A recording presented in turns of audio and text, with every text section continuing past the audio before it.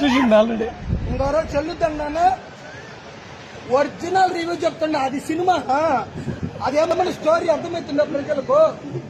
రూపాయలు బాధ ఇంకోలేక టైం పాస్కి వచ్చిన మనం బేకార్లం. ఆ దాంట్లో ఒక్క పాయింట్ ఏమన్నా అర్థమవుతుందా? ఒక్క మనిషికి అర్థమవుతుందా? ఒరిజినల్ రివ్యూ చెప్తుండా. అది నాటికినా సినిమానా?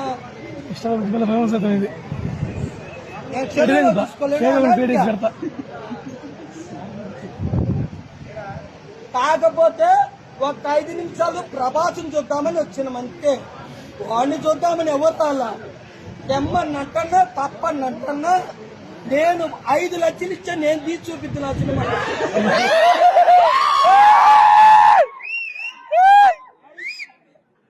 ఓన్లీ 5 lakhs కి